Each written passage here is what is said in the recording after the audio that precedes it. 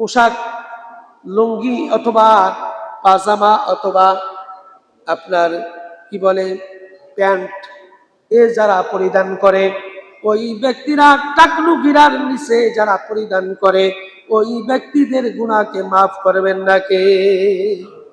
অনেকে দেখবেন বড় লোক, পয়সাওয়ালা, একটু পয়সা হইলে মানে হিংসা আসি যায়, দেমাগ এসে যায়, তারা হাঁটু মানে টাকলু গিরার উপরে কাপড় পরতে চায় না, কাপড়কে ছেড়ে দেয়, পায়জামাকে ছেড়ে দেয়, তারপর আপনার লুঙ্গিকে ছেড়ে দেয়, তারপর আপনার প্যান্ট, পায়জামা, লুঙ্গি সব টাকলু গিরার নিচে ছেড়ে দেয়। একটা ভাব লয়, কি কও? ভাব লয় না? মারাত্মক গুনাহ। সমস্ত মানুষের নিসফে শাবানে তাদের গুনাহকে মাফ করা হবে। এই টাকলু গিরার নিচে যারা কাপড় পরিধান করবে, পোশাক পরিধান করবে, তাদের গুনাহ মাফ করবেন না। চ্যানেলটি সাবস্ক্রাইব করে আমাদের সঙ্গেই থাকুন। আমরা পবিত্র মাহে শাবান, পবিত্র মাহে রমজানের পূর্বের মাস, আল্লাহ রসুল সাল্লাল্লাহু আলাইহি ওয়াসাল্লাম রমজানের পরে যে মাসে সবচেয়ে বেশি রোজা পালন করেছেন, সেই মাসের মধ্যে আমরা অবস্থান করতে পেরেছি। আওয়াজ দিয়ে বলি আলহামদুলিল্লাহ। আমাদের সামনে পবিত্র মাহে রমজান, এই জন্য আল্লাহ রসুল সাল্লাল্লাহু আলাইহি ওয়াসাল্লাম রজব মাস আসলে পরে তিনি দোয়া করেছেন, আল্লাহুম্মা বারিক লানা ফি রজব ওয়া শাবান ওয়া বাল্লিগনা রমাদান। রজব এবং শাবানের বরকত এবং পবিত্র মাহে রমজান পর্যন্ত আমাদেরকে পৌঁছিয়ে দাও হে মালিক, হে মুনিব। এই দোয়াটা আল্লাহ রসুল সাল্লাল্লাহু আলাইহি ওয়াসাল্লাম তিনি করতেন। এই জন্য আমরাও এই দোয়াগুলি বেশি বেশি করি, যাতে করে পবিত্র মাহে রমজানের রহমত, মাগফিরাত, নাজাত আমাদের সকলের জন্য নসিব হয়। সেই জন্য এই দোয়াগুলি বেশি করতে হবে। শাবান মাসের অনেক ফজিলত রয়েছে। একদিকে যেমন আল্লাহ রসুল সাল্লাল্লাহু আলাইহি ওয়াসাল্লাম এই মাসে বেশি রোজা রেখেছেন, অন্যদিকে নিসফে শাবান, এ মাসের মধ্যবর্তী রাত্রি 14 তারিখ দিবাগত রাত চাঁদের, সেই রাত্রিতে ইবাদতের উদ্দেশ্যে জাগ্রত থেকে আল্লাহ রাব্বুল আলামিনের ইবাদতে শামিল হওয়ার মধ্যে অনেক ফজিলত রয়েছে। আমার রাসূল সাল্লাল্লাহু আলাইহি ওয়াসাল্লাম থেকে অনেক বর্ণনায় এই হাদিসগুলি স্পষ্ট হয়েছে। এমনকি ওই দিন সূর্যাস্ত যাবার সাথে সাথে আল্লাহ রাব্বুল আলামিন প্রথম আসমানে নেমে আসেন। এমন তিনি বলতে থাকেন, কে আসো রিজিক অন্বেষণকারী, কে আসো দুর্দশাগ্রস্ত, কে আসো অভাবগ্রস্ত, কে আসো বিমারগ্রস্ত, আমি তাদের বিমার, অভাব, দুর্দশা দূর করে দিব। এভাবে আল্লাহ রসুল সাল্লাল্লাহু আলাইহি ওয়াসাল্লাম তিনি ডাকতে থাকেন, আল্লাহ পাক তিনি ডাকতে থাকেন। এই জন্য নিসফে শাবানকে বলা হয়েছে একটি ফজিলতের রাত্রি। এই ফজিলতের রাত্রিতে ইবাদত করা এবং ইবাদতের মধ্যে শামিল হয়ে রোজার মধ্য দিয়ে আমরা অতিক্রম করে আল্লাহ রসুলের তরিকা অনুযায়ী আল্লাহর হুকুম রমজান পর্যন্ত আমাদেরকে পৌঁছিয়ে দেওয়া। এই জন্য এই রাত্রিতে বান্দাদের আমলগুলি উঠিয়ে নেওয়া হয়।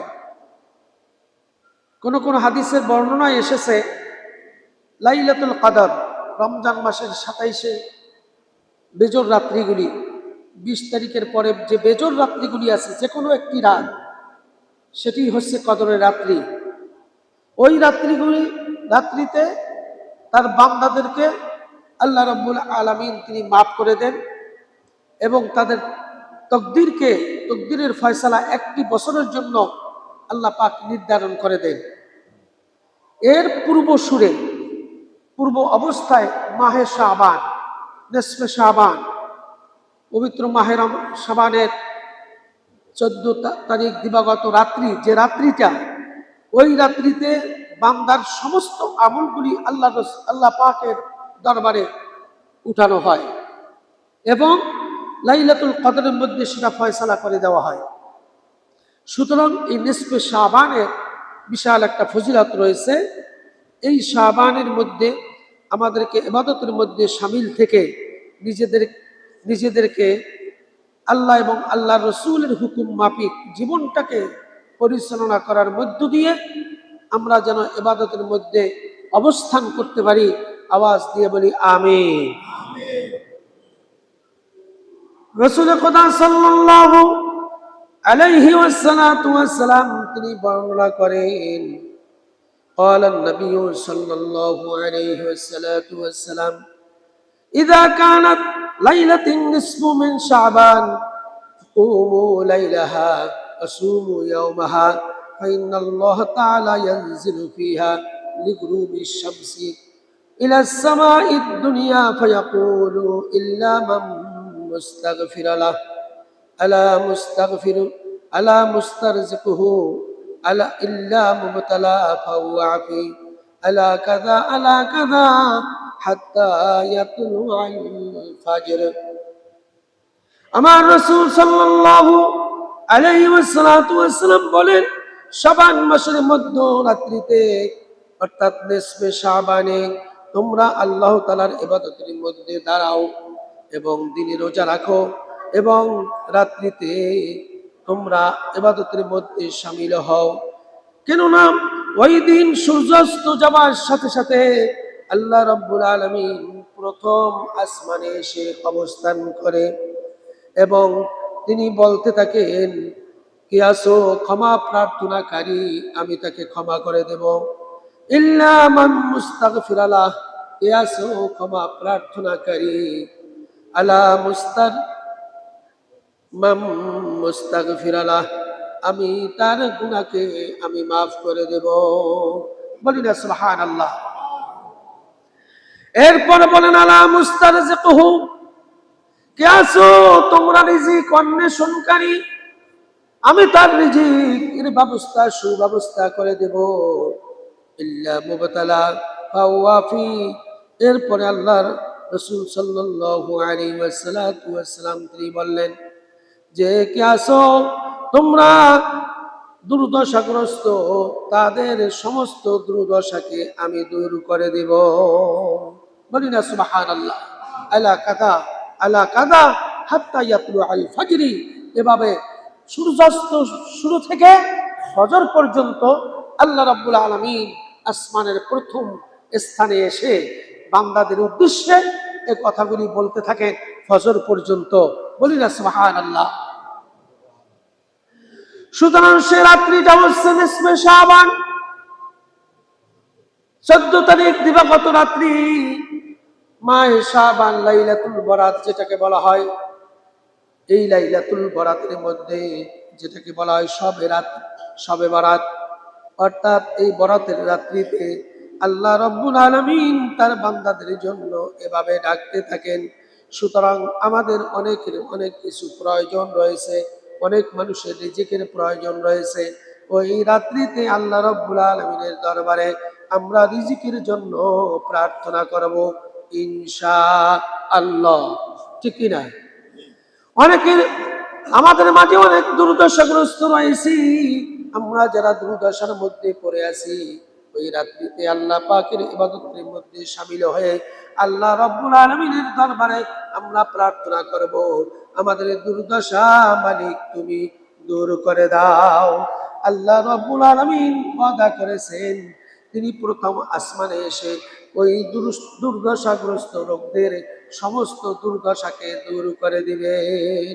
বলি না সুবহানাল্লাহ।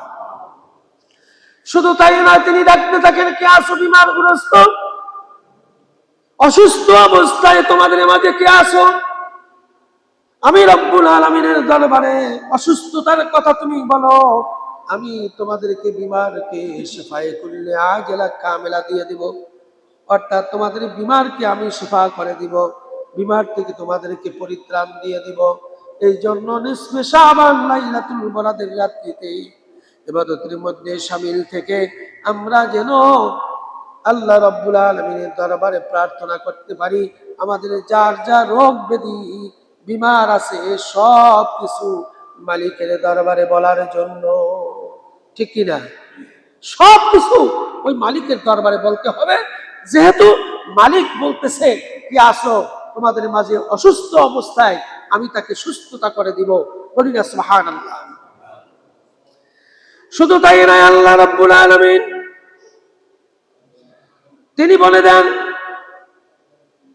প্রথম আসমানে এসে নিসফে শাবানের রাত্রিতে প্রথম আসমানে এসে তিনি বলতে থাকেন কি আছে তোমাদের মধ্যে গুনাহ মার্জনা করার জন্য, গুনাহ থেকে মাফ পাওয়ার জন্য তোমাদের মাঝে কে আছে? আল্লাহ রাব্বুল আলামিন এভাবে ডাকতে থাকেন। ওই বান্দা যখন বলে ও মালিক তুমি আমাদের গুনাহ খাতাকে মাফ করে দাও, তুমি আমাকে ক্ষমা করে দাও, আল্লাহ রাব্বুল আলামিন ওয়াদা করলেন, আমার রাসূল বলেছেন প্রথম আসমানে এসে আল্লাহ রাব্বুল আলামিন যারা গুনার জন্য ক্ষমা চাইবে আল্লাহ পাক তাদের জিন্দেগীর সমস্ত গুনাহগুলি মাফ করে দিবেন। বলি না সুবহানাল্লাহ। সেটার নামই হচ্ছে নিসফে শাবান, শবে বরাত, লাইলাতুল বরাত যেটাকে বলা হয়। সুতরাং তাই নয়, এই পৃথিবীর জমিনে আল্লাহ রাব্বুল আলামিন আমাদেরকে পাঠিয়েছেন ইবাদতের জন্য। সুতরাং আমরা যদি সেই ইবাদতের মধ্যে শামিল হতে পারি, আমাদের ইবাদত দিয়ে আমরা জান্নাতে যাওয়ার কোনো সুযোগ হবে না। তবে ইবাদত করে করে আল্লাহ রাব্বুল আলামিনের দরবারে প্রার্থনা করব, ও মালিক আমরা যতটুকু ইবাদত করার দরকার ছিল সেই পরিমাণ ইবাদত তো করতে পারলাম না, যা যতটুকু করেছি মালিক তুমি আমাকে মাফ করে দাও, আমার ইবাদতটুকু তুমি কবুল করে নাও। এভাবে আল্লাহর কাছে প্রার্থনা করতে হবে। আর পক্ষান্তরে যদি আমি ইবাদতের মধ্যে মোটেই শামিল না হই, তাহলে এই অবস্থায় যদি আমি মারা যাই, আমার কোনো সুপারিশ করার মতো আমার রাসূলের সাক্ষাৎ কিয়ামতে দেওয়া হবে না। অন্তত ইবাদতের মধ্যে শামিল হয়ে আল্লাহর দরবারে বলতে হবে যে আল্লাহ যেভাবে ইবাদত করার দরকার ছিল ততটুকু ইবাদত তো করতে পারি নাই, যতটুকু করেছি ও মালিক তুমি আমার এই ইবাদতটুকু কবুল করো, তুমি আমাকে মাফ করে দাও। ঠিক নেবে ঠিক? ইবাদত মোটেই করলাম না, ইল্লা লিয়াবুদুন ওমা খালাকতুল জিন্না ওয়াল ইনসা ইল্লা লিয়াবুদুন। জিন এবং ইনসানকে আল্লাহ পাক, এখন সেই মানুষগুলি যদি আল্লাহর গোলামি না করে, আল্লাহ রাব্বুল আলামিনের দরবারে যদি ইবাদতের মধ্যে শামিল না হয়, তাহলে আল্লাহ পাক কিভাবে তাদেরকে মাফ করবেন, কিভাবে তাদের রিজিকের ব্যবস্থা করবেন, কিভাবে তাদের দুর্দশা দূর করে দিবেন, কিভাবে তাদেরকে বিমার থেকে শিফা দিবেন, আমার কোনো জানা নাই। এই জন্য ইবাদত করে করে আল্লাহ রাব্বুল আলামিনের দরবারে আমাদের প্রয়োজন যা কিছু আছে সব কিছু বলে দিতে হবে কার কাছে? আওয়াজ দিয়ে বলি, কার কাছে? আল্লাহ রাব্বুল আলামিনের কাছে। আল্লাহ, আমার রাসূল বলছেন, আল্লাহ ওয়াদা করেছেন তাদের ওই বান্দাগুলির সমস্ত প্রার্থনা তিনি কবুল করবেন। এই জন্য সপ্তম আসমান ছেড়ে প্রথম আসমানে এসে বান্দাদেরকে গোটা রাত্র ফজর পর্যন্ত ডাকতে থাকেন। বলি না সুবহানাল্লাহ। এরপরে হযরত বাইহাকি, হযরত মা আয়েশা সিদ্দিকা রাদিয়াল্লাহু তাআলা আনহা থেকে একটা হাদিস স্বয়ং করা হয়েছে।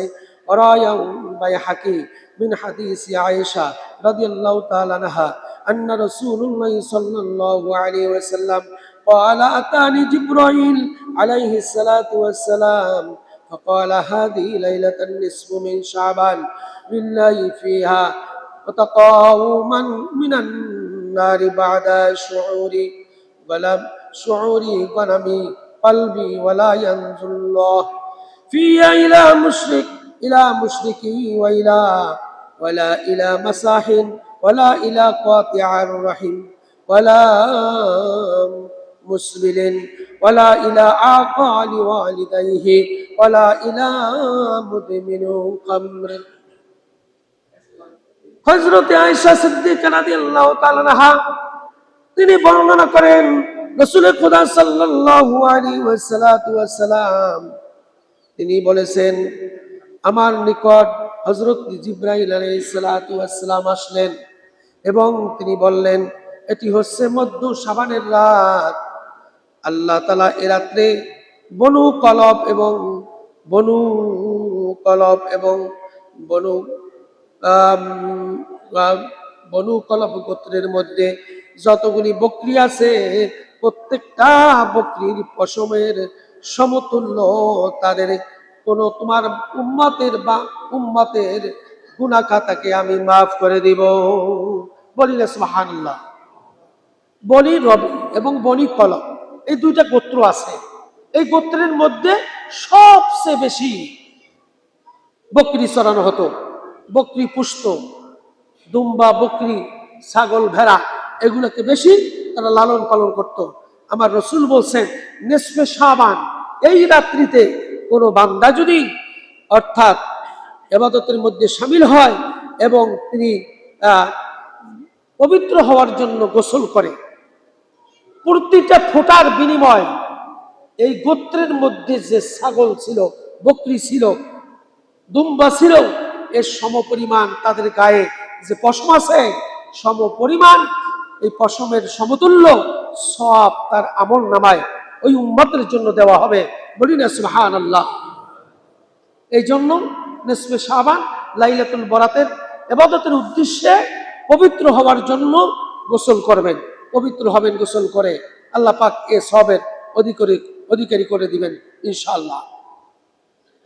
কিন্তু পক্ষান্তরে আল্লাহ রাব্বুল আলামিন আমার রাসূল সাল্লাল্লাহু আলাইহি ওয়াসাল্লাম আরো বললেন, তবে তাদের গুনাহকে মাফ করে দিবেন না, তাদেরকে মুক্তি দিবেন না যারা মুশরিক এবং হিংসুক, আত্মীয়তার সম্পর্ক ছিন্নকারী, এই তিন ব্যক্তির গুনাহকে আল্লাহ পাক মাফ করবেন না।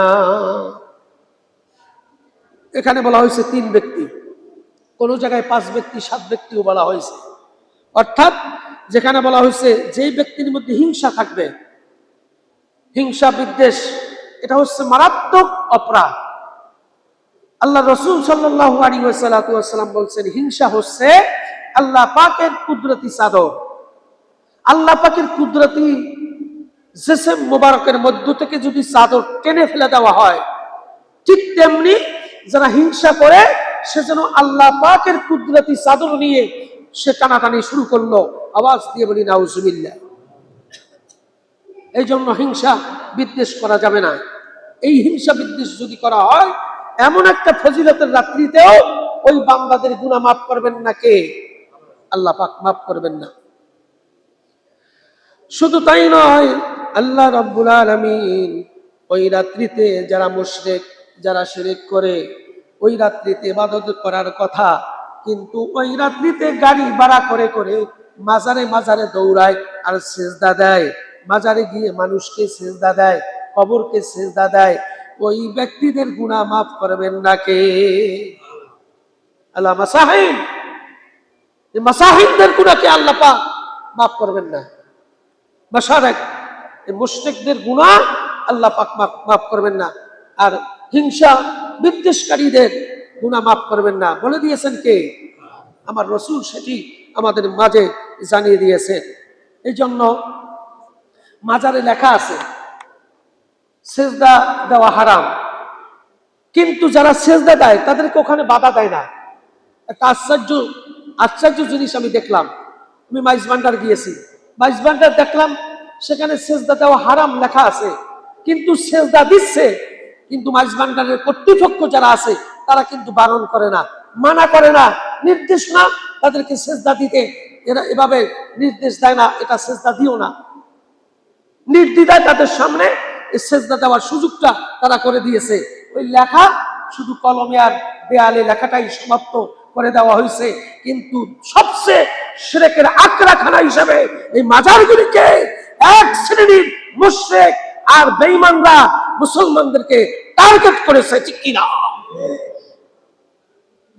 মুশরিক বানানোর জন্য টার্গেট করেছে তারা। এই জন্য এই রাত্রিতে যারা মুশরিক, যারা শিরিক করবে, তাদের গুনাহকে আল্লাহ রাব্বুল আলামিন মাফ করবেন না। তাদেরকে আল্লাহ পাক গুনাহ থেকে এই ফিহা ইলা মাশরিকি ওয়ালা ইলা মাসাহিন, একটা হচ্ছে মুশরিক আর একটা হচ্ছে হিংসা বিদ্বেষকারী। তাদের গুনাহকে আল্লাহ রাব্বুল আলামিন এই রাত্রিতে সমস্ত মানুষের গুনাহ মাফ করবে, কিন্তু এদের গুনাহ মাফ করবেন না। আর একজন হচ্ছে আত্মীয়তার ছিন্নকারী, আত্মীয়তার সম্পর্ক ছিন্নকারী। আপনার বাবা, আপনার মা, আপনার ভাই, আপনার বোন, আপনার আত্মীয় স্বজন, আপনি তাদের সাথে সম্পর্ক ছিন্ন করে দিলেন। আল্লাহ রসুল বলেছেন ওই ব্যক্তি যতই ইবাদত করুক না কেন, তার তার ইবাদতের কিছুই আল্লাহ রাব্বুল আলামিনের দরবারে কবুল করা হবে না। বলি না নাউজুবিল্লাহ। এই জন্য 1 নম্বরে হিংসা বিদ্বেষ অন্তরের মধ্যে রাখা যাবে না। 2 নম্বরে হচ্ছে আপনার এই মুশরিক শিরক করা যাবে না। 3 নম্বরে হচ্ছে আপনার আত্মীয়তার সম্পর্ক ছিন্ন করা যাবে না। আত্মীয়তার সাথে সম্পর্ক রাখলে পরে আমার রাসূল বলেছেন ওই ব্যক্তির রিজিকের মধ্যে আল্লাহ পাকের পক্ষ থেকে বরকত দেওয়া হয়। বলি না সুবহানাল্লাহ। যত বেশি আত্মীয় স্বজনকে খাওয়াবেন, তাদেরকে ভরণ পোষণ দিবেন, আল্লাহ রাসূল বলছেন তত বেশি ওই ব্যক্তির রিজিকের মধ্যে আল্লাহর পক্ষ থেকে বরকত ঢেলে দেওয়া হবে। বলি না আল্লাহু আকবার। আর একটা ব্যক্তির কথা বলা হয়েছে, ওই ব্যক্তির গুনাহকে মাফ করা হবে না নিসফে শাবানে। যে ব্যক্তি পোশাক, লুঙ্গি অথবা পাজামা অথবা আপনার কি বলে প্যান্ট যারা পরিধান করে, ওই ব্যক্তিরা টাকনু গিরার নিচে যারা পরিধান করে, ওই ব্যক্তিদের গুনাহকে মাফ করবেন না কে? অনেকে দেখবেন বড় লোক, পয়সাওয়ালা, একটু পয়সা হইলে মানে হিংসা আসি যায়, দেমাগ এসে যায়, তারা হাঁটু মানে টাকনু গিরার উপরে কাপড় পরতে চায় না, কাপড়কে ছেড়ে দেয়, পায়জামাকে ছেড়ে দেয়, তারপর আপনার লুঙ্গিকে ছেড়ে দেয়, তারপর আপনার প্যান্ট, পায়জামা, লুঙ্গি সব টাকনু গিরার নিচে ছেড়ে দেয়। একটা ভাব লয়, কি কও? ভাব লয় না? মারাত্মক গুনাহ। সমস্ত মানুষের নিসফে শাবানে তাদের গুনাহকে মাফ করা হবে। এই টাকনু গিরার নিচে যারা কাপড় পরিধান করবে, পোশাক পরিধান করবে, তাদের গুনাহ মাফ করবেন না কে? বলেই দিয়েছেন আমার আল্লাহ রাসূল সাল্লাল্লাহু আলাইহি ওয়াসাল্লাম। এরপরে অন্যত্র আরেকটা কথা বলে দেওয়া হয়েছে, যারা মদ পান করে, শরাব পান করে, ওই মদ শরাব যারা পান করে, ওই রাত্রিতে সমস্ত মানুষের গুনাহকে মাফ করে দেওয়া হবে, কিন্তু মদ পানকারী তার গুনাহকে মাফ করে দেওয়া হবে না। বলি না নাউজুবিল্লাহ। যারা মদ পান করে, একটা ভাব লয়, মদ পান করে গাইতেইও পড়ে, শীতেইও পড়ে, আর মানুষকে দেখায় আমি মদ খাচ্ছি, আওয়াজ দিয়ে বলে নাউজুবিল্লাহ। এই মদ্যপানকারী সমস্ত মানুষের গুনাহ মাফ করে দেওয়া হবে নিসফে শাবানে, কিন্তু মদ্যপানকারী তার গুনাহকে মাফ করবেন না কে? আল্লাহ। সুতরাং আল্লাহ রাব্বুল আলামিন এই শাবান মাসে রোজা রাখার জন্য নির্দেশনা দিয়েছেন। এই মাসের সবচেয়ে আমলগুলির মধ্যে বড় একটা আমল হচ্ছে রোজা রাখা। যেহেতু আমার রাসূল রমজান মাসের পরে যে মাসে বেশি রোজা রেখেছেন তার নাম হচ্ছে মাহে শাবান। তার নাম কি? মাহে শাবান। এই জন্য বলা হয়েছে ও আশারু তুরফাউ ফিল আমাল ইলা রাব্বিল আলামিন ফাউহিব্বা আন ইয়ারফা আমালি ওয়া আনা সায়েম। আমার রাসূল বললেন এই মাসে আল্লাহ রাব্বুল আলামিনের কাছে মানুষের আমলগুলি উঠাইয়া দেওয়া হয়। সমস্ত আমলগুলি মানুষের এই মাহে শাবানে আল্লাহ রাব্বুল আলামিনের দরবারে উঠানো হয়। এবং আল্লাহ রাসূল বললেন আমি ভালোবাসি এই জন্য যে আমার রোজা অবস্থায় যেন আমার আমলগুলি আল্লাহ পাক উঠাইয়া নেন। বলি না সুবহানাল্লাহ। আল্লাহ রাসূল এই মাসে বেশি বেশি রোজা রাখছেন, এই জন্য তিনি বলতেছেন যেহেতু এই মাসে মানুষের আমলগুলি আল্লাহ পাকের দরবারে 1 বছরের আমল, এই আমল যখন নিয়ে যাবে তখন যেন আমি রোজা অবস্থায় থাকি। এই জন্য মাহে শাবানে আমি বেশি বেশি করে রোজা রাখি। বলি না সুবহানাল্লাহ। যেহেতু রোজা অবস্থায় যেন আমার আমলকে আল্লাহ পাকের দরবারে উঠানো হয়, এই জন্য আল্লাহ রসুল মাহে শাবানে বেশি বেশি রোজা রেখেছেন। আমরাও রাজি আছি কিনা? ইনশাআল্লাহ। যাদেরকে আল্লাহ রাব্বুল আলামিন ক্ষমা করবে না, অন্যত্র আরেকটা হাদিসের মধ্যে তিনি জানিয়ে দিলেন, আন মুআয ইবনে জাবাল আনিন নবী সাল্লাল্লাহু আলাইহি ওয়াসাল্লাম ইন্নাল্লাহা লা ইউতলিউ ফীহি লাইলাতান নিসফু মিন শাবান ফায়াগফিরু লিজামিই খালকিহি ইল্লাল মুশরিক আও মাসাহিন।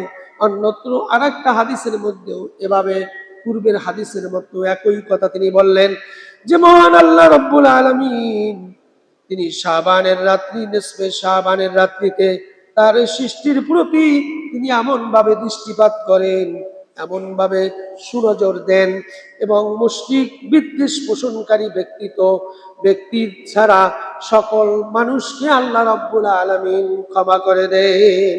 বলি না সুবহানাল্লাহ। মুশরিক এবং বিদ্বেষ পোষণকারী, হিংসা বিদ্বেষ পোষণকারী আল্লাহ পাক ওই রাত্রিতে তাদের গুনাহকে মাফ করবেন না। সমস্ত মানুষের গুনাহ মাফ করবেন, কিন্তু তাদের গুনাহকে তিনি মাফ করবেন না। আবু দাউদ আলাইহিস সালাতু ওয়াস সালামের একটি বর্ণনা আছে, অফি রাওয়ায়াতি লিআবি দাউদ قالت كان حب الشهور الى رسول الله صلى الله عليه وسلم ان يصومه شعبان ثم يوصله برمضان। আমার রাসূল সাল্লাল্লাহু আলাইহি ওয়াসাল্লাম বললেন, মা আয়েশা সিদ্দিকা রাদিয়াল্লাহু তাআলা আনহা থেকে আবু দাউদে হাদিসটি বর্ণনা করা হয়েছে। তিনি বললেন, রোজা রাখার প্রিয়তম মাস ছিল আমার রাসূলের জন্য মাহে শাবান। বলি না সুবহানাল্লাহ। মা আয়েশা সিদ্দিকা বর্ণনা করতেছেন যে রোজার পরে যে মাসটি বেশি প্রিয় হিসাবে আল্লাহ রসুলকে রোজা অবস্থায় পাওয়া গেছে, সে মাসটি আমি দেখেছি মাহে শাবান। বলি না সুবহানাল্লাহ। এই জন্য রাসূল খুদা সাল্লাল্লাহু আলাইহি ওয়াসাল্লামের কাছে রোজা রাখার প্রিয়তম মাস ছিল শাবান মাস। তারপর এর সাথে তিনি রমজানের রোজাগুলি মিলাইয়া নিতেন। বলি না সুবহানাল্লাহ।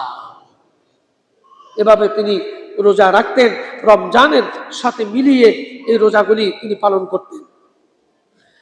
এই জন্য আল্লাহ রাব্বুল আলামিন এই পৃথিবীর জমিনে আল্লাহ পাক আমাদেরকে পাঠিয়েছেন এমনিতে নয়, আমাদেরকে গোলামি করার জন্য, ইবাদতের মধ্যে শামিল করার জন্য। আল্লাহ রাব্বুল আলামিন আমাদেরকে এই দুনিয়াতে পাঠিয়েছেন আমরা যেন ইমানদার হিসাবে আল্লাহ পাকের হুকুম অনুযায়ী নিজেরা যেন নামাজগুলি আদায় করি, রোজাগুলি পালন করি, নফল ইবাদতের মধ্যে শামিল হই। তাহলে আল্লাহ রাব্বুল আলামিন এমন নফল ইবাদতের মধ্যে ওয়াদা করেছেন, ওই বান্দাদের গুনাহ খাতাগুলি তিনি মাফ করে দিবেন। বলি না সুবহানাল্লাহ।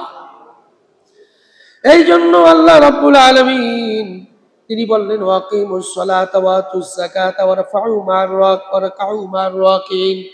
তিনি বললেন, তোমরা নামাজকে কায়েম করো এবং যাকাত আদায় করো, আর যারা রুকু করে এবং সিজদা করে তাদের সাথে তোমরা রুকু এবং সিজদা করে নাও। বলি না সুবহানাল্লাহ। ওয়ারকাউ মা'র রাকিন, রুকুকারীদের সাথে সিজদাকারীদের সাথে তোমরা সিজদা করো। বলি না সুবহানাল্লাহ।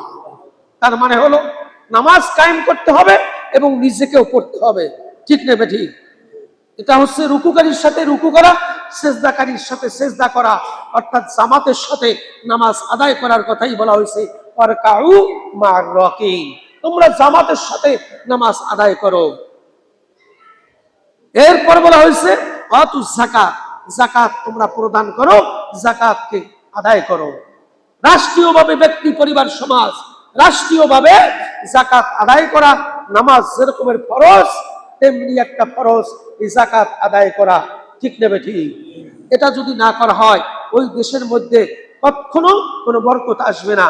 এই জন্য বরকত যদি আনতে হয়, যারা যাকাত আদায়ের মধ্য দিয়ে রাষ্ট্র পরিচালনা করতে চায় তাদেরকে সমর্থন করা আপনার জন্য ফরজ, যেহেতু আল্লাহর হুকুম এটা ফরজ। ঠিক না বেটি? এরপরে আল্লাহ রাব্বুল আলামিন তিনি বললেন নামাজকে কায়েম করো, অর্থাৎ নামাজ নিজেরা জামাতের সাথে আদায় করলাম। কায়েমটা হচ্ছে তেমনি কায়েম করা, অর্থাৎ আমরা নিজেরা আদায় করলাম, নামাজ পড়লাম, আদায় করলাম, কিন্তু ব্যক্তি, পরিবার, সমাজ, রাষ্ট্রের মধ্যে নামাজ কায়েম নেই। অর্থাৎ আপনার যতটুকু হুকুম আপনার ক্ষমতা বল আছে, ততটুকু ক্ষমতা বল প্রয়োগ করে আপনার সমাজের মধ্যে নামাজকে পড়ানোর জন্য কায়েম করে দেওয়া, এটা হচ্ছে কার হুকুম? আল্লাহ পাকের হুকুম। আকিমুস সালাহ, নামাজকে কায়েম করা। ওয়ারকাউ মা'র রাকিন, তোমরা পড়বা এবং কায়েম করবা, নামাজ আদায় করবা এবং কায়েম করবা। অর্থাৎ তুমি পড়েছো, তোমার ভাই ব্রাদার, আত্মীয় স্বজন, পাড়া প্রতিবেশী, সমাজ, রাষ্ট্রের মধ্যে নামাজকে প্রতিষ্ঠিত করা হুকুমটা কার? আওয়াজ দিয়ে বলেন, হুকুম কার? যেই ব্যক্তিরা নামাজ কায়েম করতে চায় তাদের পিছনে থেকে নামাজ প্রতিষ্ঠিত করতে হবে। ব্যক্তি, পরিবার, সমাজ, রাষ্ট্রের মধ্যে রাজি আছে কিনা? আওয়াজ দিয়ে বলেন, রাজি আছে কিনা? যদি রাজি থাকি তাদের পিছনেই সমর্থন জানিয়ে নামাজ প্রতিষ্ঠিত করতে হবে। এই জমিন হচ্ছে আল্লাহ পাকের, এই জমিনের মধ্যে নামাজ কায়েম করার কথা বলে দিয়েছেন কে? আওয়াজ দিয়ে বলেন, কে? নামাজ কায়েম হোক আমরা চাই কি চাই না? যদি চাই তাহলে যারা বলে নামাজ কায়েম করব, যাকাত কায়েম করব এবং রুকুকারীর সাথে রুকু করব, জামাতের সাথে নামাজ ফরজিয়াতের হুকুম আমরা পালন করব, তাদের সংস্পর্শ থাকাটাই হচ্ছে আল্লাহর হুকুম, ফরজিয়াতের হুকুম। ঠিক কিনা বেটি? যারা বেনামাজি, নামাজের ধার ধারে না, রোজার ধার ধারে না, যাকাতের ধার ধারে না, তাদের পিছনে থেকে একটা মুহূর্ত যদি সময় আপনি ব্যয় করেন, মান তাশাব্বা বিকওমিন ফাহুয়া মিনহু, আল্লাহ রাসূল বলেন কিয়ামতের ময়দানে বেনামাজির সাথে তোমাদের হাসর নাসর হবে। তোমাদের বেনামাজি জাহান্নামে যাবে, তাদের দলমুক্ত হয়ে তোমাদেরকেও জাহান্নামে যেতে হবে, বলেছেন আমার রাসূল, বলেছেন আমার আল্লাহ। ঠিক না বেটি? আল্লাহ রাব্বুল আলামিন আমাদের সকলকে এই মাহে শাবানের সামনে রমাদান মাস, রোজাকে প্রতিষ্ঠিত করার জন্য রাষ্ট্রীয়ভাবে হুকুমত কায়েম করতে হবে। আমরা দেখেছি বিগত বছরে রোজার মাসে যুবকরা আমাদেরকে দেখলে তারপর হাসি ঠাট্টার মধ্য দিয়ে তারা রোডের মধ্যে রোজা ভঙ্গ করে। আমাদেরকে দেখাই দেখাই হোটেলের মধ্যে এক শ্রেণীর মানুষ আবার আছে, রমজান মাস আসলে পরে কালা কাপড় দিয়ে হোটেলের মুখ বন্ধ করে দেয়। তার মানে এখানে সুবিধা আছে, ঢুকতে পারলেই হবে। অর্থাৎ এই ধরনের অপপ্রয়াস ইসলামের সাথে দুশ্মনরা করে যাচ্ছে। ঠিক কিনা? এই দুশ্মনদেরকে চিহ্নিত করতে হবে। রমজান মাস আসছে, রমজান মাস আসলে পরে আল্লাহর হুকুম সমস্ত দ্বিপ্রহরে, দিবালোকে খানা, অর্থাৎ দিনের বেলায় পানাহার করা সম্পূর্ণ হারাম করে দিয়েছেন কে? কোনো কালো কাপড় টানানো যাবে না, অর্থাৎ দরজা লক করে দিতে হবে। ঠিক না বেটি?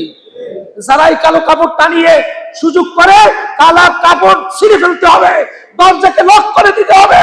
হুকুম কার? সেই রমজান আমাদের সামনে, প্রস্তুতির মাস, এই মাহে শাবান সামনে আমাদের। এই যে মঙ্গলবার আপনার যেটাকে বলা হয়েছে নিসফে শাবান, এই দিনে আমাদের মধ্যে ইবাদতের মধ্যে শামিল হওয়ার জন্য রাজি আছে কি নাই? আওয়াজ দিয়ে বলেন, রাজি আছে কি নাই? এই রাত্রিতে আপনি ইবাদতের মধ্যে শামিল হবেন। আল্লাহ পাক প্রথম আসমানে এসে আপনার রিজিকের অন্বেষণ যা করার জন্য প্রচেষ্টা করতেছেন 24 আওয়ার্স, আল্লাহ পাক বললেন তাদের রিজিকের ব্যবস্থা আমি করে দিব। রাজি আছে কি নাই? এরপর বিমারগ্রস্ত, অসুস্থ যারা আছে, ওই রাত্রিতে আল্লাহ পাকের দরবারে প্রার্থনা করেন, আল্লাহ পাক বলছেন তাকে আমি সুস্থতা করে দিব। বলি না সুবহানাল্লাহ। এরপর বলা হয়েছে দুর্দশাগ্রস্ত কি আছো, যাদের পেরেশানির মধ্যে দিন যাপন করছে, ওই রাত্রিতে এসে আল্লাহ পাকের দরবারে ইবাদতের মধ্যে শামিল হয়ে আল্লাহ পাকের দরবারে মোনাজাতের মধ্যে রোনাজারি করুন, যে আমি দুর্দশার থেকে বাঁচতে চাই, পেরেশানি থেকে বাঁচতে চাই, হে আল্লাহ তুমি আমাদেরকে পেরেশানি থেকে মুক্ত করে দাও। আল্লাহ পাক বলছেন তাদের পেরেশানি, তাদের দুর্দশা আমি মুক্ত করে দিব। সপ্তম আসমান থেকে প্রথম আসমানে এসে বান্দাদেরকে এভাবে ডাকতে থাকেন হাত্তা মাতলাইল ফাজর, ফজর পর্যন্ত। আওয়াজ দিয়ে বলে আল্লাহু আকবার। রাজি আছে কি নাই? আওয়াজ দিয়ে বলো রাজি আছে কি নাই? আল্লাহ পাক আমাদের সকলকে সহি সমঝ, সহি বুঝ, কোরআন হাদিসের আলোকে জীবন গড়ার তৌফিক ইনায়েত করুন। কারো কথা নয়, আমাকে বাঁচতে হবে দুনিয়াতে সম্মানের সাথে আল্লাহ রসুলের তরিকা অনুযায়ী। রসুল যেহেতু সুপারিশ করবেন, রসুলের তরিকা না মানার কারণে আমরা সুপারিশ পাবো না। এই জন্য রসুলের তরিকা অনুযায়ী দিন যাপন করতে হবে যতদিন হায়াত আছে।